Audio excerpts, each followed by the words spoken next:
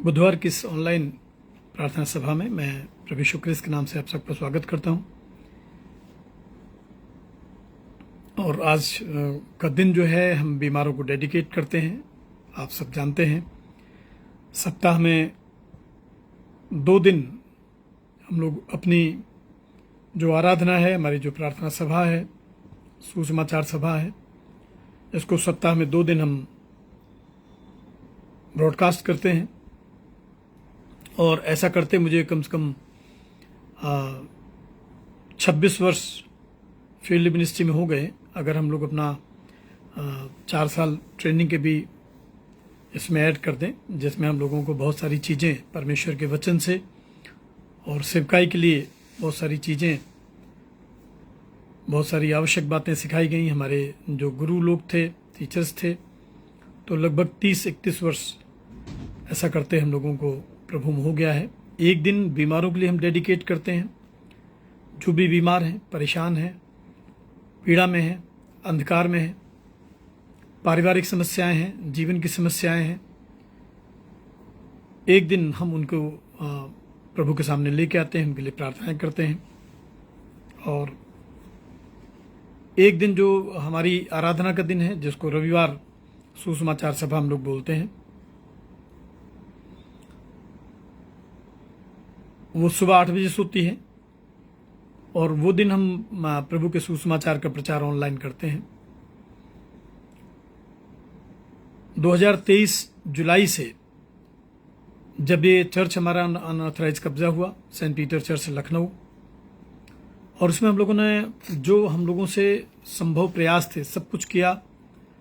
हमारी डायसिस को हम लोगों ने सारी बातें बताई। हमारे चर्च का डेलीगेशन गया हमारे बिशप के पास में। सब कुछ जानने के बाद, सब कुछ समझने के बाद, कोई भी हम लोगों को इसमें रिलीफ नहीं मिला, न डायसिस की तरफ से, ना ही हमारा जो सेंट पीटर चर्च है वहाँ पे जिन लोगों ने कब्जा किया, शायद उनका टेरर था, उनकी दहशत इतनी ज़्यादा थी कि कोई भी चाहते हुए भी इसमें इन्वॉल्व नहीं हुआ। सिर्फ एक परिवार छोड़ के, जिनको हम लोग हमेशा अप्रिशिएट करते हैं, भाई गुंजन मैसी और उनकी पत्नी सिस्टर रीमा मैसी, उनका परिवार। और मैं धन्यवाद दे रहा हूँ उनकी बुजुर्ग माँ के लिए भी, जो हमेशा इस सेवकाई में जिन्होंने हम लोगों को अप्रिशिएट किया, आगे बढ़ाया। और कुछ और भी परिवार हैं, लेकिन मैं उनका नाम लेना ज़्यादा ठीक नहीं समझता हूँ। पर ऐसा हम लोगों के साथ में हुआ। तो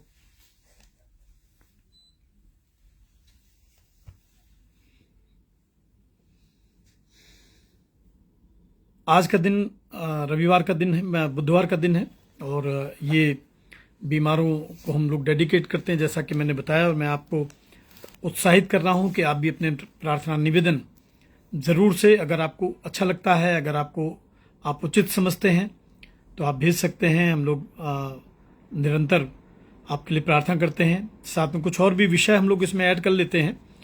जैसे आज हमारे बहुत एक प्रिय भाई हैं जो सेंट पीटर चर्च के सदस्य हैं, भाई फ्रेडरिक बेसरा, आज इनका जन्मदिन है। तो हम इस ऑनलाइन बुधवार की विशेष प्रार्थना सभा में भाई फ्रेडरिक बेसरा को, उनकी पत्नी को, बच्चों को भाई फ्रेडरिक के जन्मदिन की शुभकामनाएं देते हैं। और हमारी दुआ है कि खुदाबंद में भाई फ्रेडरिक, उनका परिवार और आगे बढ़ें और मजबूत हों, और उस परिवार की सारी ज़रूरतें स्वर्गीय भंडार से पूरी की जाएं। बीते समय में हमारे भाई प्रभाकर टाइडे का बर्थडे था, उनके लिए भी हम लोगों ने प्रार्थना किया था। जबकि वो सेंट पीटर चर्च लखनऊ से अपना ट्रांसफ़र सर्टिफिकेट ले चुके हैं, माइग्रेट हो चुके हैं, लेकिन फिर भी वो हमारे बहुत प्रिय रहे हैं और आज भी हमारे प्रिय हैं। हम भाई प्रभाकर टाइडे को भी जन्मदिन के बहुत सारी शुभकामनाएं देते हैं। और आज मेरे पास में कुछ प्रार्थना निवेदन आए हैं, जिनको हम प्रभु के सामने रखेंगे। गोरखपुर से मिसेस श्यामा दास हैं, डॉक्टर ललित दास की वाइफ हैं, और सिस्टर कंचन रॉबर्ट की माँ हैं। सिस्टर कंचन रॉबर्ट के ज़रिए से हम लोगों को पता लगा कि मिसेस श्यामा दास इस समय लंग्स इन्फेक्शन के कारण वेंटिलेटर पे हैं, और हम लोग लगातार इनके लिए प्रार्थना कर रहे हैं। मैं पूरा विश्वास है कि प्रभु अपने दाहिने हाथ को बढ़ाएगा और हमारी प्रिय को जरूर से चंगाई देगा। साथ में एक मित्रा, बहुत अच्छा परिवार, मित्रा परिवार है। और जब तक मित्रा जी थे हम लोग उस परिवार में हमेशा गए, जब तक गुरु पूर्णिमा में हमारी सेवाएं रहीं। दोनों हस्बैंड वाइफ गॉड फेयरिंग। आज मिसेस कर्मिला मित्रा, जो मिस्टर मित्रा की, पीएन मित्रा की वाइफ है, और भाई प्रदीप मित्रा की मदर हैं।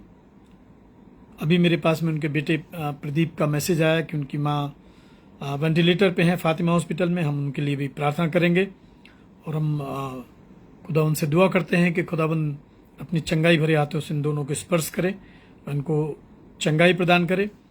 हम लोग इस समय मिसेस निर्मला चंद्रा के लिए प्रार्थना करेंगे, और हम रेवरेंड गिरीश चंद्रा के लिए प्रार्थना करेंगे। और हमारी प्रार्थना है कि और ये बिल्कुल भले चंगे पाए जाएं। बहुत अच्छा जीवन है इनका, और हम लोग लगभग 15 वर्ष गोरखपुर में रहे। रिलेशन के साथ ये परिवार हम लोगों से हमेशा जुड़ा रहा, और आज भी ये परिवार इस सेवकाई को करने में हमेशा हम लोगों को उत्साहित करते हैं। परमेश्वर आपके परिवार को और आपके बच्चों को, सेंट पॉल से स्कूल को बहुत सारी आशीष दे।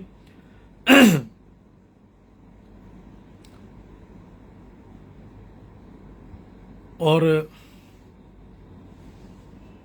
इस समय हम लोग प्रार्थना करेंगे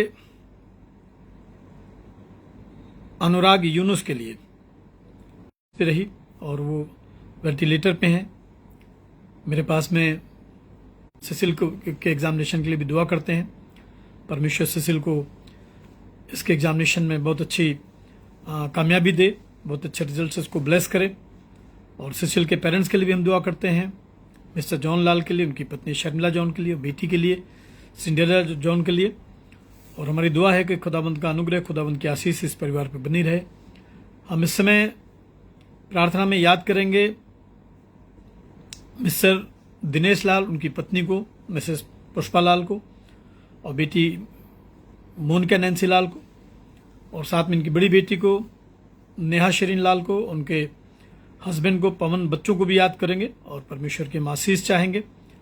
इस समय हम प्रार्थना करेंगे सिस्टर उर्मिला तिग्गा के लिए। अभी बीते समय में उनके परिवार में मेरा विजिट हुआ। बहुत गॉड फेयरिंग फैमिली है, परमेश्वर के लोगों का बहुत आदर करते हैं। प्रभु का अनुग्रह और आशीष इनके साथ बनी रहे। और मिस्टर जूलियस तिग्गा, उनकी पत्नी उर्मिला तिग्गा, और तीनों बच्चों के लिए भी हम प्रभु की आशीष चाहते हैं, और हम उनको बहुत सारी आशीष देते हैं। साथ में हम लोग इस समय सिस्टर पुष्पिता देव के लिए प्रार्थना करेंगे, उनके हस्बैंड मिस्टर अभिजीत देव के लिए और उनके परिवार के लिए। हम लोग प्रार्थना करेंगे कोलकाता से मिसेस विनीता सरकार, मिस्टर अभिजीत सरकार, जो सिस्टर पुष्पिता देव के ब्रदर मिसेस काकुली घोष के लिए, और दोनों बच्चों के लिए मनोबी घोष और अदिति घोष के लिए। परमेश्वर की दया, परमेश्वर का अनुग्रह इस परिवार पे हमेशा बना रहे। हम लोगों की बहुत बहुत प्रार्थनाएं हैं। और इस समय हम लोग प्रार्थनाओं में याद करेंगे सिस्टर निशिता चेरियन को, उनके हस्बैंड मिस्टर स्टैनली चेरियन को, और दोनों बच्चों को, सारा और शारोन को।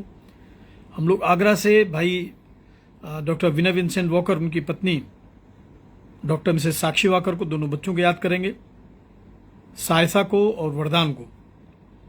इसमें हम लोग प्रार्थना करेंगे रेवरेंड डैनियल सुभान, जो डायसिस ऑफ लखनऊ के सीनियर मोस्ट प्रीस्ट हैं, और अभी मुझे पता लगा कि उनको आंखों की सर्जरी करानी है। खुदाबंद उनके साथ में हो। उनकी बेटी शिवा के लिए भी हम लोग दुआ करेंगे। गोरखपुर से डॉक्टर सी विजय कुमार, उनकी पत्नी सिस्टर एग्नेस फ्लोरा के लिए, दोनों बच्चों के लिए, सिरीन और बेरिन के लिए हम लोग प्रार्थना करेंगे। और हम लोग प्रार्थना करेंगे भाई नील अलेक्जेंडर जॉन के लिए, जो दिल्ली से हैं, उनके परिवार के लिए। भाई संजय हरिशन, उनके परिवार के लिए प्रार्थना करेंगे, जो दिल्ली से हैं। हम लोग प्रार्थना करेंगे चर्च ऑफ नॉर्थ इंडिया के honourable moderator the most reverend doctor पार्थोस कैनिंग के लिए, उनके परिवार के लिए, डिप्टी मॉडरेटर साहब के लिए, और हम church of north India senate के ट्रेजरर साहब के लिए प्रार्थना करेंगे, जो भी वहाँ के ऑफिस बेरर्स हैं, ऑफिस स्टाफ है, सब पे खुदा की आशीष हो। हम इस समय डायसिस ऑफ लखनऊ के लिए भी, और जो भी पदाधिकारी हैं, जो भी हमारे पास्टर्स हैं, प्रीस्ट हैं, उन सब पर हम प्रभु की दया और आशीष मांगेंगे। और हम लोग इस समय प्रार्थना करेंगे भाई शैलेंद्र नाथ के लिए, उनकी जो धर्मपत्नी मिसेस अमिता नाथ के लिए, परिवार के लिए हम लोग दुआ करेंगे। हम लोग प्रार्थना करेंगे गिरिडीह से मिस्टर विलियम हंसदक के लिए, उनकी पत्नी मिसेस रेणुका हंसदक के लिए, उनके परिवार के लिए दुआ करेंगे। हम लोग इस समय प्रार्थना करेंगे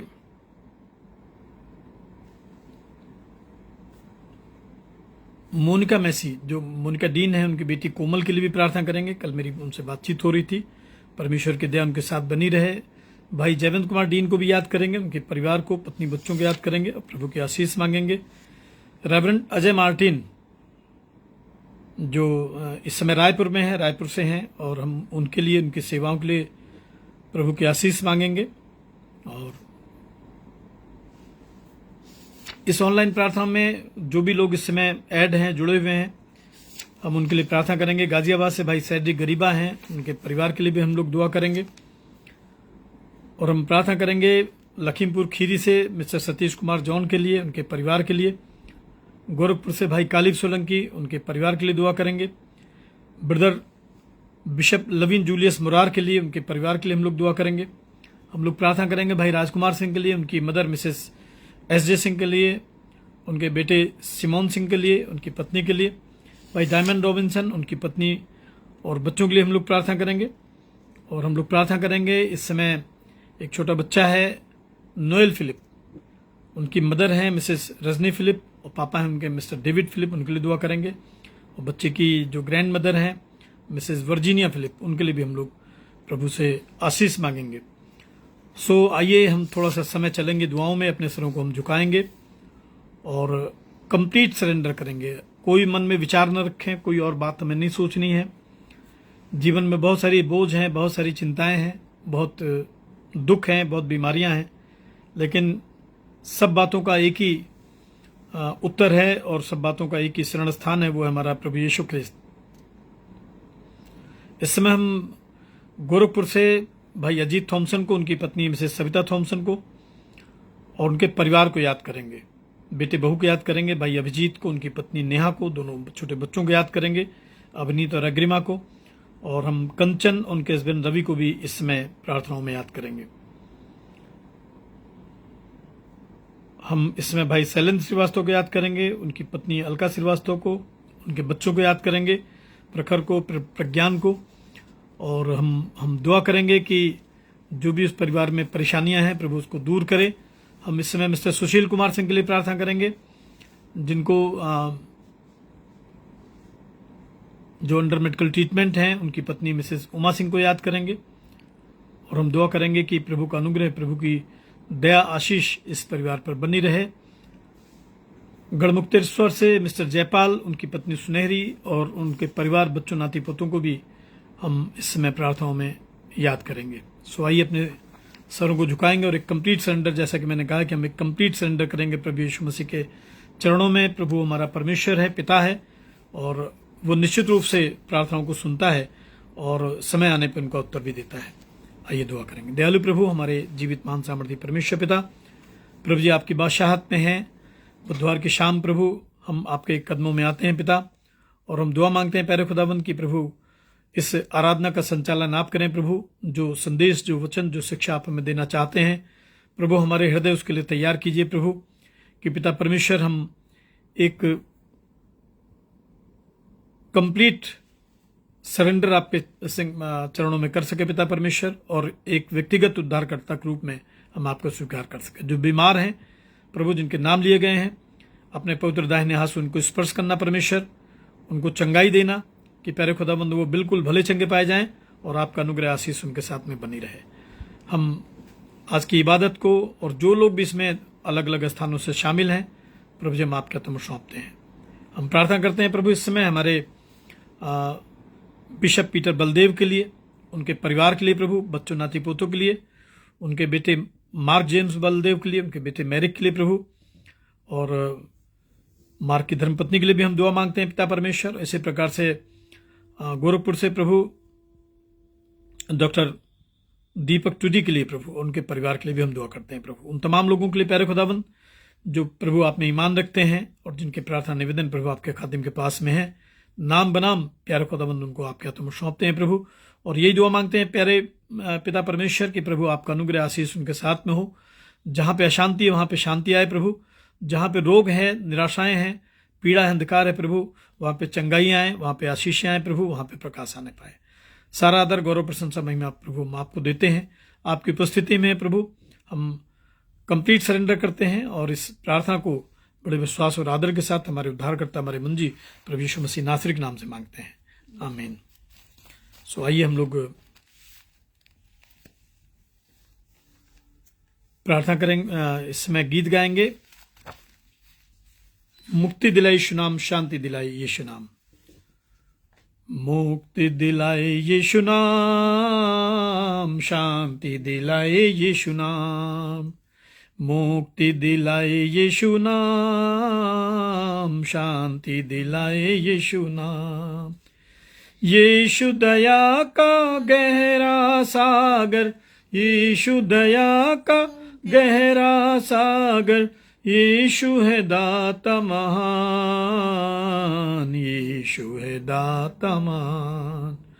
मुक्ति दिलाए यीशु नाम, शांति दिलाए यीशु नाम। चरनी में तूने जन्म लिया यीशु, चरनी में तूने जन्म लिया यीशु, सूली पे किया विश्राम, सूली पे किया विश्राम।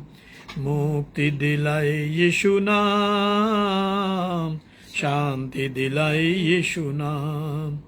हम सब के पापों को मिटाने, हम सब के पापों को मिटाने, यीशु हुआ बलिदान, यीशु हुआ बलिदान।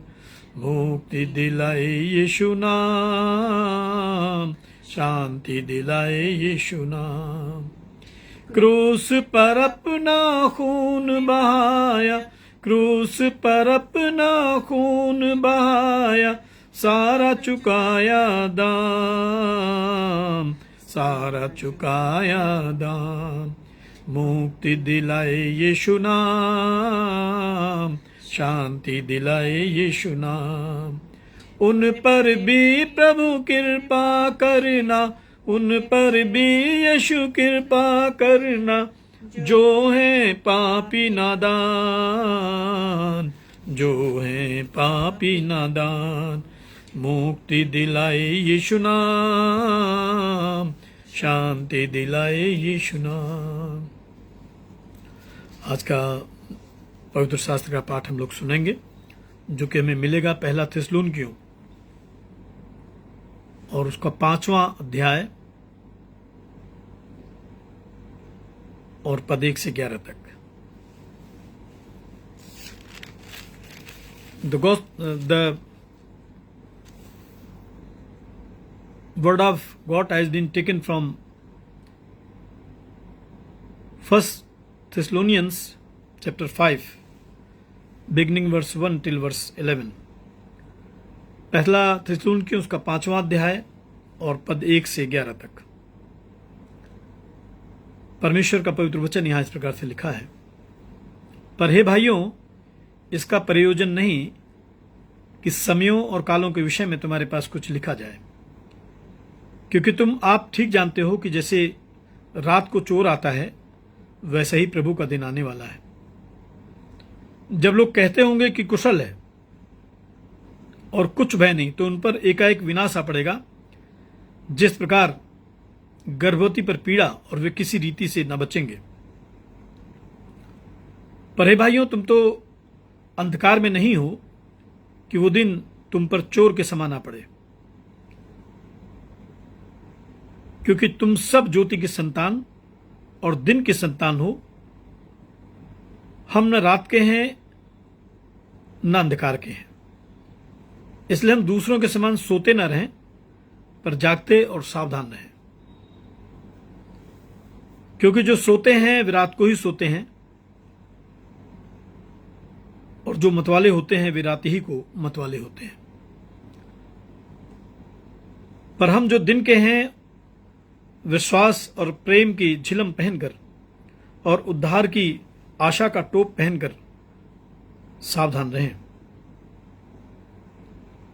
क्योंकि परमेश्वर ने हमें क्रोध के लिए नहीं परंतु इसलिए ठहराया है कि हम अपने प्रभु यीशु मसीह के द्वारा उद्धार को प्राप्त करें। वो हमारे लिए इस कारण मरा कि हम चाहे जागते हों चाहे सोते हों सब मिलकर उसी के साथ जिएं। इस कारण एक दूसरे को शांति दो और एक दूसरे की उन्नति का कारण बनो, जैसा कि तुम करते भी हो। ये परमेश्वर का जीवित और पवित्र वचन है। परमेश्वर इस वचन के पढ़े और सुने जाने पर अपनी आशीष दे। और इसके पहले कि हम लोग इस वचन पे मनन चिंतन करें, बातचीत करें, आइए हम लोग प्रभु की महिमा में एक और गीत गाएंगे। और हम सब जानते हैं कि हमारा जो प्रभु यीशु मसीह है वो एक बार फिर से इस संसार में आएगा, और जब वो आएगा तो मत्ती की इंजील उसका 25 अध्याय 31 से 46 पढ़ेंगे। आसमान के जितने भी दूत हैं वो सब उसके साथ में होंगे और वो महिमा और न्याय के सिंहासन पे विराजमान होगा। और वो दिन होगा जो धर्मी हैं, जो भक्त हैं, प्रभु के पीछे चलने वाले लोग हैं, विश्वासी लोग हैं, परमेश्वर उनको सम्मान देगा, परमेश्वर उनको इज्जत देगा, परमेश्वर उनको अपने साथ बादलों पर ले जाएगा। महिमा से तू जो भरा हुआ, ज्योति में सदा रहने वाला। इस गीत को आइए मिलकर गाते हैं। महिमा से तू जो भरा हुआ, ज्योति में सदा रहने वाला, मनुष्यों में तूने जन्म लिया, फिर से यीशु जग में तू आएगा, आएगा यीशु आएगा, फिर से यीशु जग में तू आएगा, मनुष्यों में तूने जन्म लिया, फिर से यीशु जग में तू आएगा। भूमि आकाश में समा न सका, मंदिरों में तू रह न सका, नम्र होके चरनी में पैदा हुआ, मनों में हमारे घर तू बना, घर तू बना यीशु घर तू बना, मनों में हमारे घर तू बना, नम्र होके चरनी में पैदा हुआ, मनों में हमारे घर तू बना। खेमे में आकर तू ही बसा, लोगों को अपने लिए फिरा, अग्नि और बादल में तू ही दिखा, फिर से यीशु अपना जलवा दिखा, जलवा दिखा यीशु जलवा दिखा, फिर से यीशु अपना जलवा दिखा, अग्नि और बादल में तू ही दिखा, फिर से यीशु अपना जलवा दिखा। दानियल की तूने प्रार्थना सुनी, एजरा की तूने सहायता की, बाबुल में तूने बेदारी भेजी, अपने लोगों को फिर से दे रिहाई, दे रिहाई यीशु दे रिहाई, अपने लोगों को फिर से दे रिहाई, बाबुल में तूने बेदारी भेजी, अपने लोगों को फिर से दे रिहाई। तू ही हमारा राजा है, तू ही मुक्ति दाता है, फिर से आने वाला है, प्यारे प्रभु यीशु तू जल्दी आ, जल्दी आ यीशु जल्दी आ, प्यारे प्रभु यीशु तू जल्दी आ, फिर से आने वाला है, प्यारे प्रभु यीशु तू जल्दी आ। आइए दुआ करेंगे। प्रभु जी, बड़े विश्वास के साथ परमेश्वर हम आपकी उपस्थिति में हैं। पिता, धन्यवाद देते हैं प्रभु इस आत्मिक पवित्र संगति के लिए, प्रभु आपके तमाम बेटे बेटियों के लिए प्रभु जी, जो अलग अलग स्थानों से इस इबादत में शामिल हैं। प्यारे खुदाबंद, हम प्रार्थना करते हैं पिता परमेश्वर, ये शाम अनुग्रह की शाम बन जाए प्रभु, ये शाम चंगाई की शाम बन जाए, ये शाम प्रभु आप में एक नए जीवन की शाम बन जाए पिता परमेश्वर। हर एक शब्द जो आपके सेवक के मुंह से निकलता है पवित्र आत्मा के द्वारा हो, कि प्रभु सुनने वालों पर, विश्वास करने वालों पर प्रभु आपका अनुग्रह होने पाए, आपके आशीष होने पाए। सारा आदर गौरव प्रशंसा महिमा आपको देते हैं। हमारे उद्धारकर्ता प्रभु यीशु ख्रिस्त के धन्य नाम से दुआ को मांगते हैं, आमीन।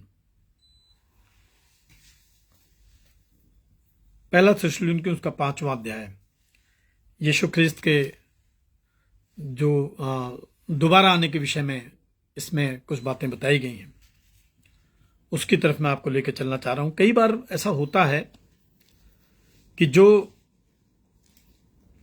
धर्मी लोग हैं, विश्वासी लोग हैं, परमेश्वर के भय में जीने वाले लोग हैं, उनको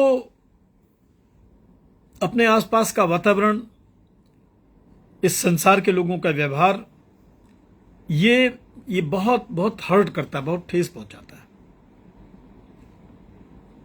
कई बार उनको लगता है कि कुछ भी ठीक नहीं हो रहा है, कुछ भी अच्छा नहीं हो रहा है, और कई बार लगता है कि ये संसार जो है अब रहने के लायक नहीं बचा।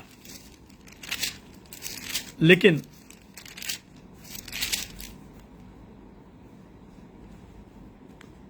इसी पीड़ा में और इसी क्रूस के सफर में वो एक एक कदम अपनी जिंदगी में आगे बढ़ाते चले जाते हैं। मैंने बताया कि कई बार शिकायतें होती हैं। जब एक बहुत अच्छा विश्वासी जीवन जीने के बाद भी, सच्चाई और खराई के साथ में अपने जीवन को आगे बढ़ाने के बाद भी जब कुछ भी ठीक नहीं होता है, तो इसके दो पक्ष हैं। एक तो वो है जो धर्मी है, और एक वो पक्ष है जो अधर्मी है। एक वो पक्ष है जो यीशु में ईमान रखते हैं, और एक वो पक्ष है जो ईमान होने का मुझे प्रदर्शन तो करते हैं, पर वो वास्तव में वो यीशु ख्रिस्त में ईमान नहीं रखते हैं। वो तो जो ईमान रखते हैं वो पीड़ा में है, और जो दुष्ट हैं वो उत्सव मनाते हैं, आनंद करते हैं। उनको लगता है कि यही जिंदगी है, यही मस्ती है, और एक बड़ी मस्ती भरी जिंदगी वो जीते हैं। उनको लगता है कि कुछ भी नहीं होगा, सब कुछ जैसा हम चाहते हैं, जैसा हम चाहेंगे वैसा ही होगा। सबसे पहले धर्मियों के विषय में आइए हम कुछ बात आपको बताना चाह रहे हैं। इब्रानियों की पत्री उसका 11 अध्याय 38 पद में लिखा हुआ है कि और जंगलों और पहाड़ों और गुफाओं में और पृथ्वी की दरारों में भटकते रहे। इब्रानियों 11:38 में लिखा है, और उसमें जब कलीसिया अपना आकार ले रही है, विश्वासियों की क्या दुर्गति है। जंगलों, पहाड़ों, गुफाओं और पृथ्वी की दरारों में भटकते रहे, और संसार उनके योग्य नहीं था। और क्या लिखा, विश्वास ही के द्वारा इन सब के विषय में अच्छी गवाही दी गई। आगे क्या लिखा, तो भी उन्हें प्रतिज्ञा की हुई वस्तु नहीं मिली। लेकिन क्या उन्होंने खुदा को छोड़ा? नहीं। उन्होंने अपना पूरा जीवन प्रभु के हाथ में सौंप दिया, और कितने बाइबल में लिखा है कि वो मार खाते खाते मर गए, और उन्होंने फिर जीना न चाहा। ऐसा होता है, क्योंकि जो धर्मी लोग हैं, जो विश्वासी लोग हैं, उनकी संख्या बहुत थोड़ी है। वो झुंड में नहीं है, वो ग्रुप में नहीं होंगे, वो अकेले पड़ जाएंगे। और इसीलिए भजन संहिता 34 जब आप पढ़ेंगे, भजन संहिता उसका 34 अध्याय जब आप पढ़ेंगे, तो उसके 29 पद में लिखा है, 19 वर्ष निकालेंगे, 19 पद में, भजन संहिता 34 19 पद को जब देखेंगे तो उसमें लिखा है, धर्मी पर बहुत सी विपत्तियां पड़ती तो हैं। धर्म के रास्ते पे हैं तो विपत्तियों से रोज मुलाकात होगी। रोज परेशानी आएंगी, रोज परीक्षाएं आएंगी। ये सकरा रास्ता है। यहां पे कदम कदम पे बहुत कठोर इम्तिहान लिए जाएंगे। ऐसा कि लगेगा कि अब शायद ये जिंदगी बस यहीं समाप्त हो जाएगी, अगला दिन शायद नहीं देखने पाएंगे। नहीं, बाइबल में लिखा धर्मी पर बहुत सी विपत्तियां पड़ती तो हैं, परंतु यहोवा उसको उन सब से मुक्त करता है। वो उनकी हड्डी हड्डी की रक्षा करता है और उनमें से एक भी टूटने नहीं पाती है। और 22 पद को देखेंगे, बड़ा उत्साहजनक है। भजन संहिता 34:22 को देखेंगे, यहोवा अपने दासों का प्राण मोल लेकर बचा लेता है और जितने उसके शरणागत हैं उनमें से कोई भी दोषी नहीं ठहरेगा। विपत्तियां तो आएंगी निश्चित। प्रभु ने अपने पीछे चलने का जो मार्ग बताया वो सकरा मार्ग बताया। प्रभु ने स्वर्ग तक पहुंचने का जो मार्ग बताया वो विपत्तियों से भरा हुआ मार्ग बताया।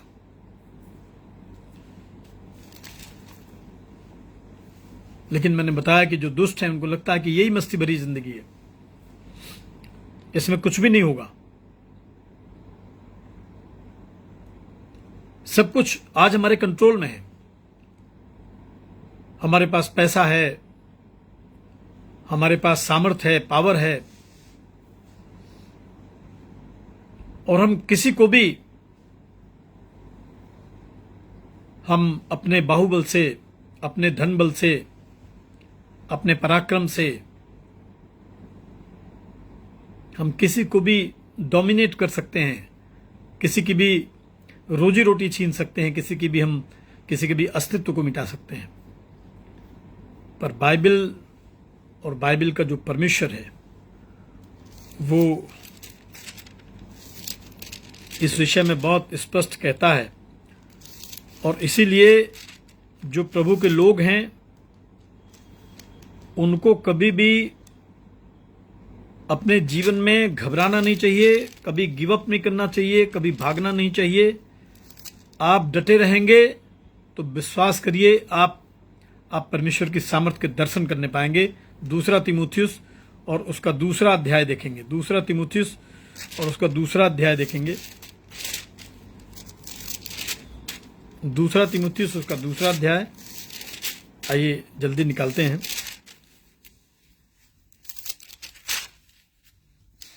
दूसरा तीमुथियुस उसका दूसरा अध्याय और उसके 11 पद को देखेंगे।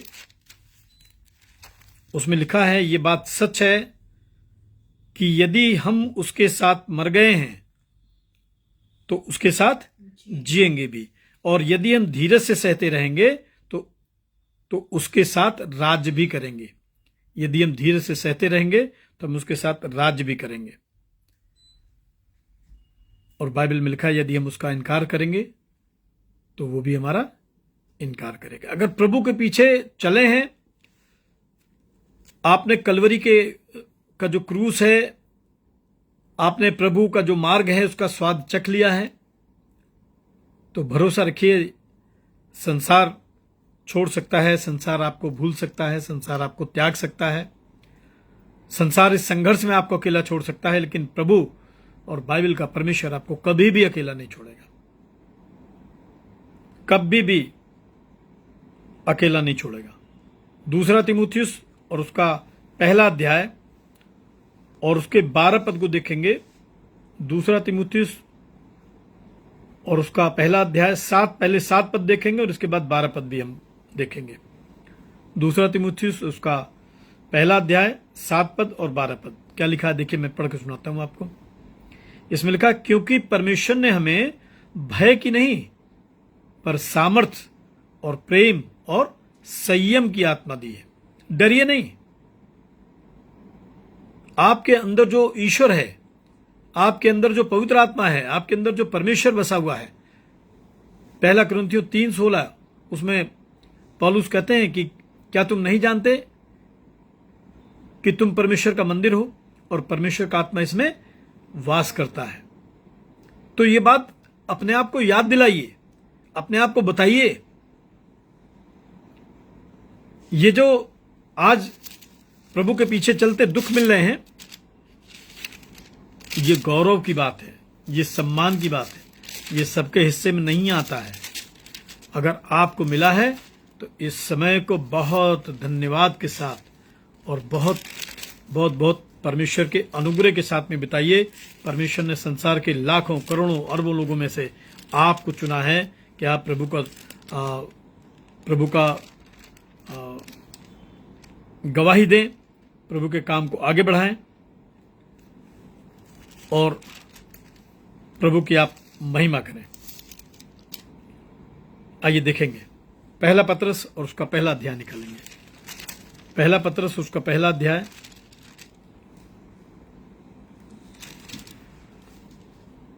और उसके 6 और 7 पद में आपके साथ पढ़ रहा हूं। पहला पत्रस पहला अध्याय 6 और 7 पद क्या लिखा है?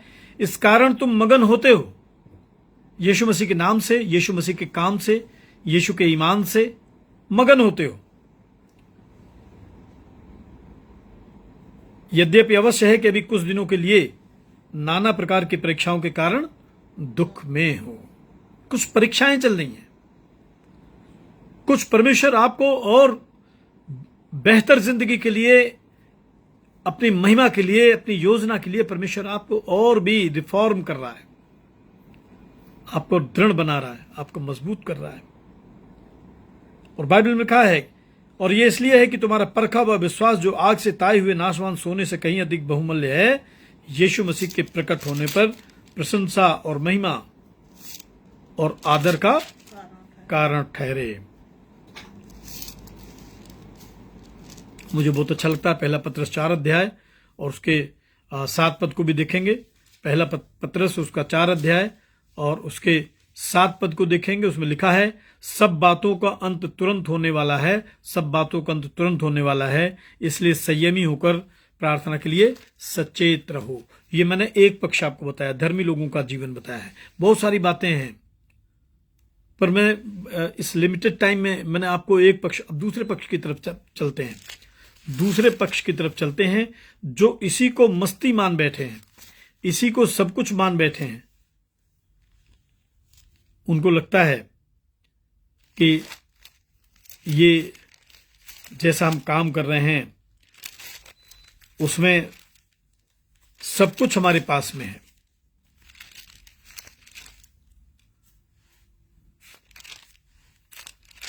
कुछ इनके विषय में भी मैं आपके साथ शेयर करना चाह रहा हूं। कुरिन्थियों की पत्री निकालेंगे।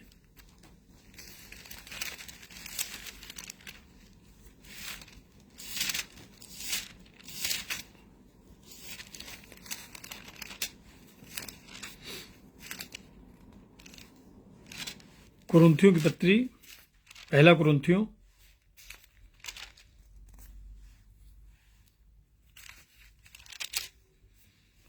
और उसका 6वां अध्याय, पहला कुरिन्थियों उसका 6वां अध्याय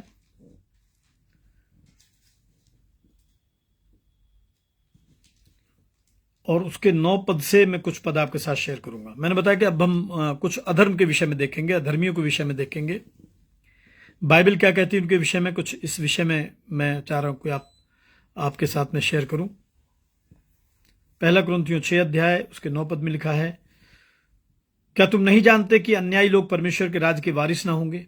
सबसे पहला जो नुकसान है, सबसे पहला जो उनका लॉस है, वो परमेश्वर के राज्य में प्रवेश नहीं करने पाएंगे। ये याद रखिए। जो विश्वासी हैं, धर्मी हैं, धीरज रखने वाले लोग हैं, वो परमेश्वर के राज्य में परमेश्वर के साथ विराजने पाएंगे। लेकिन इसमें लिखा, क्या तुम नहीं जानते अन्यायी लोग परमेश्वर के राज्य के वारिस ना होंगे? और क्या लिखा, धोखा न खाओ, न वैश्यगामी, न मूर्ति पूजक, न परस्त्रीगामी, न लुच्चे, न पुरुषगामी, न चोर, न लोभी, न पियक्कड़, न गाली देने वाले, न अंधेर करने वाले परमेश्वर के राज्य के वारिस होंगे।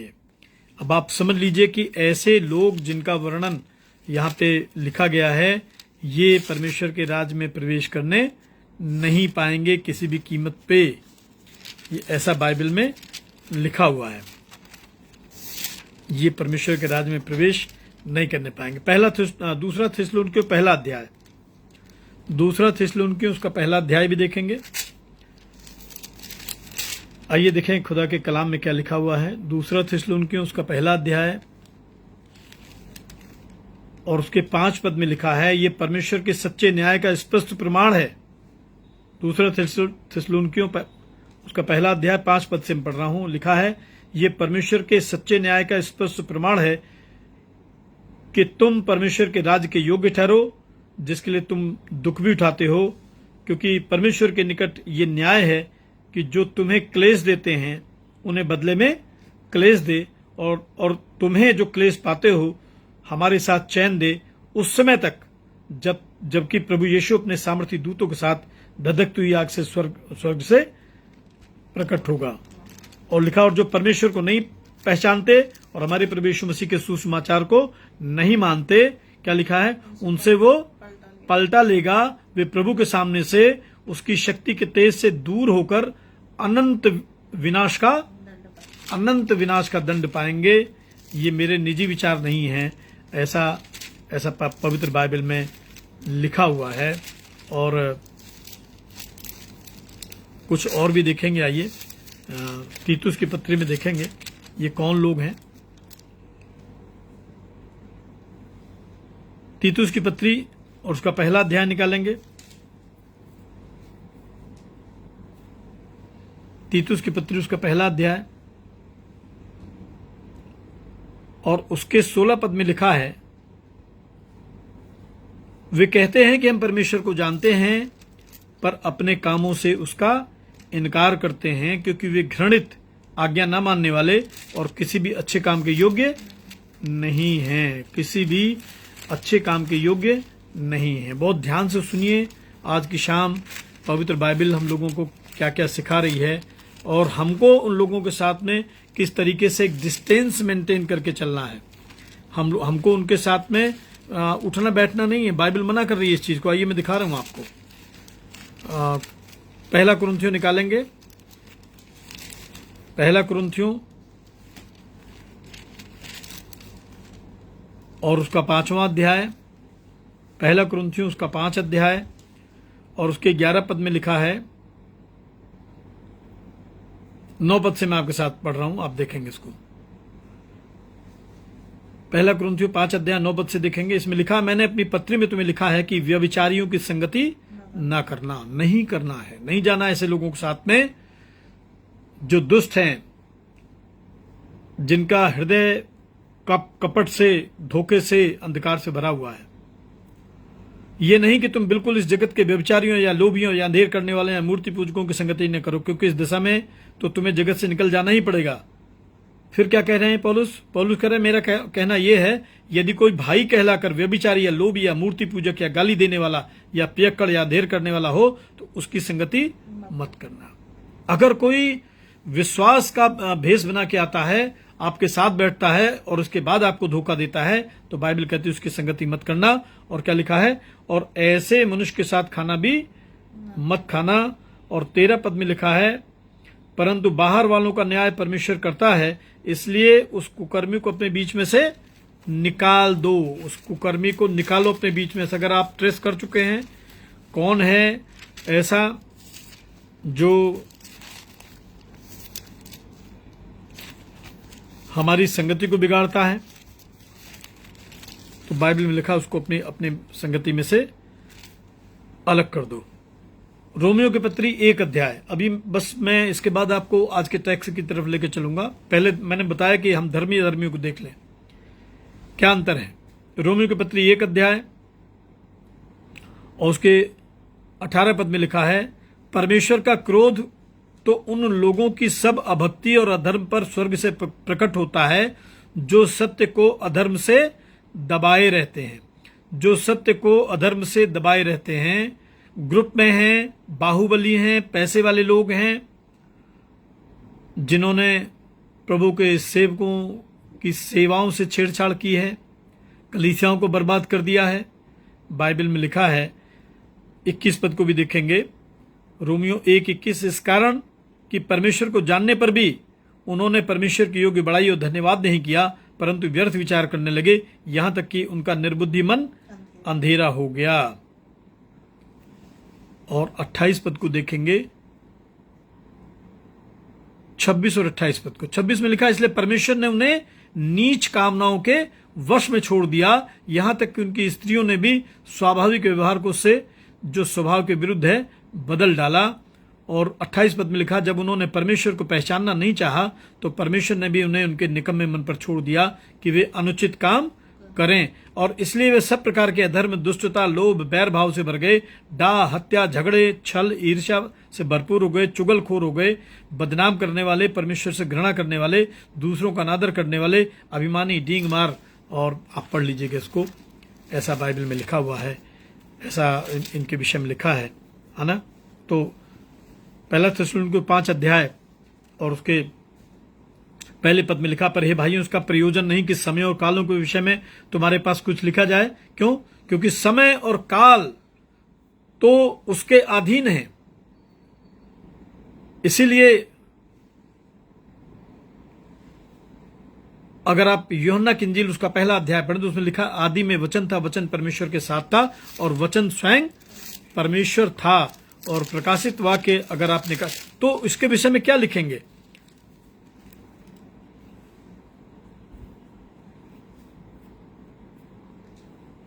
यूहन्ना का प्रकाशित वाक्य उसका पहला अध्याय और उसके 8 पद में लिखा है,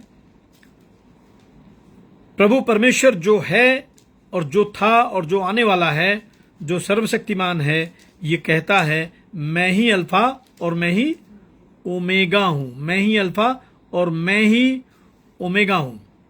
और इसके 18 पद में लिखा है, मैं मर गया था और अब देख मैं युगानुयुग जीवता हूं और मृत्यु और अधोलोक की कुंजियां मेरे पास में हैं। यही जो मिस्ट्री है, यही जो राज है, यही जो अपना एक स्वरूप है, परमेश्वर ने मार्था पे प्रकट किया। और परमेश्वर ने कहा, जब उसका भाई मर गया था और वो कहती कि अगर तू यहां होता तो मेरा भाई कदापि नहीं मरता। यूहन्ना की इंजील 11 अध्याय पढ़िएगा। यीशु ने कहा, अगर तू अभी भी विश्वास करेगी तो देख तेरा भाई जी उठेगा, क्योंकि पुनरुत्थान और जीवन मैं ही हूं। तो बाइबल में लिखा है कि जो यीशु मसीह को जानते हैं, यीशु मसीह में जिनका जन्म हुआ है, जिन्होंने मन से, आत्मा से, अपने व्यक्तित्व से उसको स्वीकार किया है, बाइबल में लिखा उनके विषय में और क्या लिखा जाए। पहला थिस्सलुनीके 5 अध्याय 2 पद में लिखा, क्योंकि तुम आप ठीक जानते हो, जैसे रात को चोर आता है, वैसे प्रभु का दिन आने वाला है। जैसे चोर बता के नहीं आता है, नुकसान करता है, अनएक्सपेक्टेड वेज है उसके। और जब वो चोर एंट्री लेता है तो बहुत कुछ चुरा ले जाता है, बहुत कुछ बर्बाद कर जाता है। यूहन्ना 10:10 आप पढ़ेंगे, उसमें लिखा है, यीशु ने कहा, चोर किसी और काम के लिए नहीं परंतु चोरी करने, घात करने और नष्ट करने आता है, परंतु मैं इसलिए आया कि वे जीवन पाएं। और हमेशा मस्ती नहीं चलेगी, ये ध्यान रखिए। हमेशा अन्यायी लोग राज नहीं करेंगे, ये याद रखिए। वो समय आएगा जब समय को बनाने वाला, समय और कालों का निर्माण करने वाला अल्फा और ओमेगा परमेश्वर इस संसार में दोबारा आएगा। और जो उसके अपने लोग हैं, बाइबल में लिखा है, वो देखते देखते उसके साथ बादलों पर उठा लिए जाएंगे। और जो दुष्ट हैं, एकाएक उन पे विनाश आ पड़ेगा, एकाएक उन पे विनाश आ पड़ेगा। आप देखिए, जरा सा देखिए, इसमें लिखा है पहला थिस्सलुनीके 5 अध्याय और उसके 3 पद में लिखा है, जब लोग कहते होंगे कि कुशल है और कुछ भी भय नहीं है, तो उन पे एकाएक विनाश, एकाएक बर्बाद हो जाएंगे, एकाएक बर्बाद हो जाएंगे। अभी वो मस्ती में, जिसको मस्ती समझ रहे हैं, और वो बहुत बहुत लोगों के साथ में खराब बर्ताव करना, लोगों की रोजी रोटी छीन लेना, लोगों की सेवकाई को बर्बाद कर देना, बहुत जल्दी हिसाब होने वाला है। प्रभु आएगा, भरोसा रखिए, प्रभु आएगा। और पहला थिस्सलुनीके 4 अध्याय 16 पद में देखेंगे, लिखा है, प्रभु आएगा। पहला थिस्सलुनीकियों 4:16 में लिखा, क्योंकि प्रभु आप ही स्वर्ग से उतरेगा, उस समय ललकार और प्रधान दूत का शब्द सुनाई देगा, परमेश्वर की तुरही फूकी जाएगी और जो मसीह में मरे में पहले जी उठेंगे और तब हम जो जीवित हैं वो बचे रहेंगे, उसके साथ बादलों पे उठा लिए जाएंगे कि हवा में प्रभु से मिलें और इस रीति से हम सदा प्रभु के साथ रहेंगे, सदा प्रभु के साथ रहेंगे, सदा सदा सदा। थोड़ा सा समय परीक्षाओं का है, थोड़ा सा समय परेशानियों का है, धीरज के साथ, प्रतीक्षा के साथ, विश्वास के साथ गुजार लीजिए। बाइबल में लिखा, पर हे भाइयों, पहला थिस्सलुनीकियों 5:4 में लिखा है, पर हे भाइयों, तुम तो अंधकार में नहीं हो कि वो दिन तुम पर चोर के समान पड़े। क्यों अंधकार के समान नहीं हो? क्योंकि जैसे ही प्रभु को स्वीकार किया है, जीवन का सारा अंधकार प्रकाश में बदल गया। यूहन्ना की इंजील उसका 8:12 अगर आप पढ़ेंगे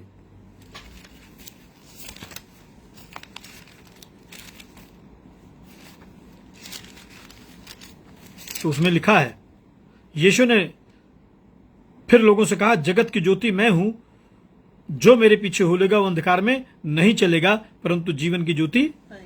यानी आप इसको देखिए, अगर सडन आप एक प्रकाश में आ गए, एक लाइट में आ गए, तो हमारा पूरी जो पर्सनैलिटी है वो इनलाइटन हो जाती है, मतलब प्रकाशित हो जाती है। हम कुछ भी उसमें ढक नहीं सकते, कुछ भी छिपा नहीं सकते। तो जब यीशु मसीह को स्वीकार किया जो ज्योति है, तो सब कुछ इनलाइटन हो चुका है, सब कुछ प्रकाश में बदल चुका है। इफिसियों की पत्री 5 जल्दी हम लोग देख रहे हैं। इफिसियों की पत्री 5 और उसके 6 से मैं आपके साथ शेयर कर रहा हूं, जल्दी देखेंगे। इफिसियों 5 और 6 से देखेंगे, कोई तुम्हें व्यर्थ बातों में धोखा ना दे, क्योंकि इन्हीं कामों के कारण परमेश्वर का क्रोध आज्ञा न मानने वालों पर पड़ता है। इन्हीं के कारण मस्ती भरी जिंदगी गुजारना, जीवन के कर्ता, उद्धारकर्ता परमेश्वर का मजाक उड़ाना, उसके लोगों के साथ खराब बर्ताव करना, उसके लोगों को बदनाम करना, उसके लोगों की रोजी रोटी छीन लेना, उनको डिस्करेज करना, डिसअपॉइंट करना। और आपको मालूम है ऐसा करके वो क्या कर रहे हैं? वो जीवित परमेश्वर को ललकार रहे हैं, क्योंकि वो मिनिस्टर्स हैं, वो सेवक हैं उस राजा के जिसने उसको इस सेवा के लिए अपॉइंट किया है। और इसलिए बाइबल में लिखा है, इसलिए तुम उनके सहभागी ना हो, क्योंकि तुम तो पहले अंधकार में थे परंतु प्रभु में ज्योति हो, अतः ज्योति की संतान के समान चलो, क्योंकि ज्योति का फल सब प्रकार की भलाई और धार्मिकता और सत्य है। और ये परखो कि प्रभु को क्या भाता है, अंधकार के निष्फल कामों में सहभागी ना। बार बार लिखा है, बुरे लोगों के साथ मत उठिए बैठिए, कुछ भी हो जाए, कुछ भी हो जाए। इसलिए इफिसियों 5:14 में लिखा है, इस कारण वो कहता है, सोने वाले जाग, मुर्दों में से जी उठ, तो मसीह की ज्योति तुझ पर चमकेगी। मत सोते रहिए, मत एक मरी हुई जिंदगी जिए, एक उत्साह की जिंदगी जिए, एक जीवन की जिंदगी जिए, एक ज्योति की जिंदगी जिए। बाइबल में लिखा है, इसलिए हम सोते ना रहें। पहला थिस्सलुनीकियों 5:6, हम दूसरों के समान सोते ना रहें पर जागते हो सावधान रहें, क्योंकि जो सोते हैं रात को सोते हैं और जो मतवाले होते हैं रात को ही मतवाले। रात माने पापों भरी दुनिया है, जहां आंखों पे एक पट्टी छाई हुई है, एक अंधकार छाया हुआ है। आइए देखेंगे, जो अधर्मी है उनको खराब बात भी अच्छी लगती है।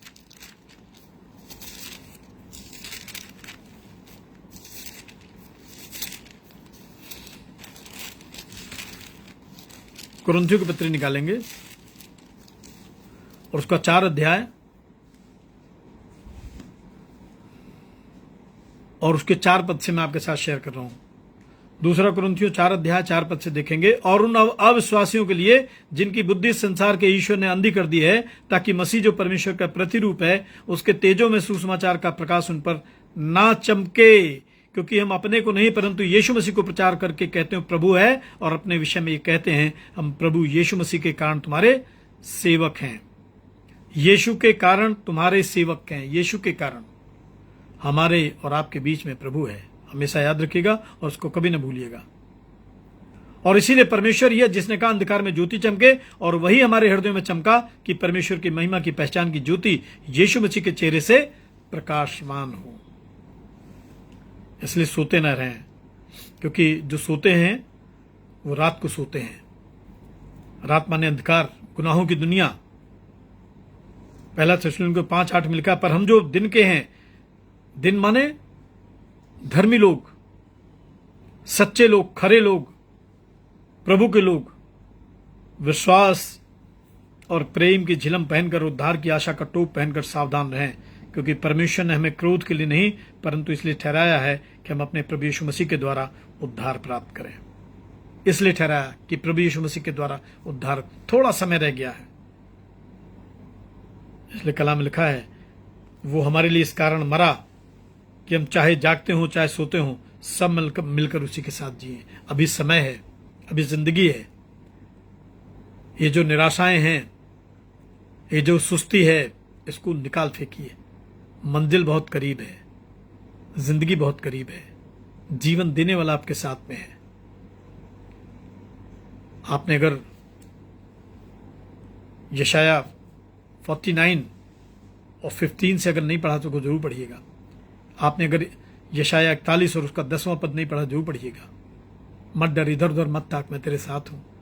अगर दूध पिलाने वाली माता भी छोड़ दे अपने शिशु को, मैं तुझे न छोड़ूंगा, न मैं तुझे त्यागूंगा, क्योंकि मैंने तेरा चित्र अपनी हथेली पे खोद के बनाया। अगर वो जीवित परमेश्वर है तो आप भी जीवित है, मैं भी जीवित हूं। अगर वो जीवित परमेश्वर है, सामर्थ्यवान होकर उसने सताव सहा, क्रूस का दर्द सहा, तो अब हमारी बारी है। हम भी उसके लिए थोड़ा सहेंगे। पहला पत्रस उसका 4 अध्याय जल्दी जल्दी निकालेंगे।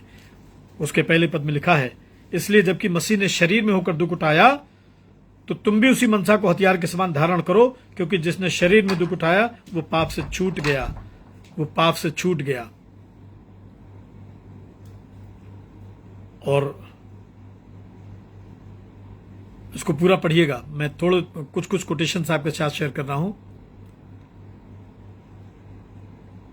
और पहला पत्रस उसका 4 अध्याय 5 पद में लिखा है, पर वे उसको जो जीवतों मरे हुओं का न्याय करने को तैयार है लेखा देंगे। निश्चित हिसाब होगा। जिस दिन हिसाब होगा, जिस दिन न्याय हुआ, जिस दिन मसीह आएगा, उस दिन आपको मालूम है आप सम्मानित किए जाएंगे। आप आदर, गौरव, पराक्रम, महिमा और सामर्थ्य के वाइस ठहराए जाएंगे।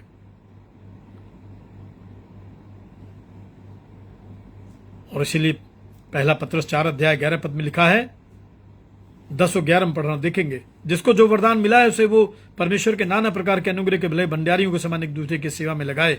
यदि कोई बोले तो ऐसा बोले मानो परमेश्वर का वचन है, और सेवा करे तो शक्ति से करे जो परमेश्वर हमको देता है, जिससे सब बातों में यीशु मसीह के द्वारा परमेश्वर की महिमा प्रकट हो। प्रभु का अनुग्रह, प्रभु की आशीष, प्रभु की दया आपके साथ रहे। आप कभी निराश ना हो, मेरी दुआ है। आप कभी भी प्रभु को ना छोड़ें, मेरी प्रार्थना है। आप साहसी बने, दृढ़ बने, शक्तिशाली बने और प्रभु के एक अच्छे गवाह बने, मेरी प्रार्थना है। आइए प्रभु की प्रार्थना मिलकर कहेंगे। हे हमारे पिता, तू जो स्वर्ग में है, तेरा नाम पवित्र माना जाए, तेरा राज्य आए, तेरी इच्छा जैसे स्वर्ग में पूर्ण होती वैसे पृथ्वी पर भी हो। हमारे दिन भर की रोटी आज हमें दे, हमारे अपराधों को क्षमा कर जैसे हमने अपने अपराधियों को क्षमा किया है, और हमें परीक्षा ना पड़ने दे, परंतु बुराई से बचा, क्योंकि राज्य, पराक्रम और महिमा वो सर्वदा तेरे ही है। आमीन। अब जो तुम्हें ठोकर खाने से बचा सकता है, अपनी महिमा की भरपूरी के सामने स्वस्थ, पवित्र और निर्दोष करके खड़ा कर सकता है, उस सामर्थ्य प्रभु यीशु ख्रीस्त का अनुग्रह, परमेश्वर पिता का प्रेम, पवित्र आत्मा की संगति, सहभागिता हम सर के साथ, प्यारे खुदावंद की शाम तमाम बीमारों के साथ, तमाम निराश लोगों के साथ प्रभु, और विशेष रूप से परमेश्वर पिता इस ऑनलाइन इबादत में शामिल आपके तमाम बेटों बेटियों के साथ, तमाम मसीह ईमानदारों के साथ प्रभु, आपके सेवकों सेविकाओं के साथ अब से लेकर युगान युग होता रहे। आमीन। Thank you Jesus. आप सबको जय मसीह की। परमेश्वर आपको बहुत बहुत आशीष दे। दुआओं में याद करिए, और आपके कोई प्रार्थना निवेदन है जरूर से आप उसे लिख के भेजिए। हम प्रतिदिन आपके लिए प्रार्थना करेंगे, और प्रतिदिन हम आपके लिए प्रार्थना करते हैं। जय मसीह की। Good night.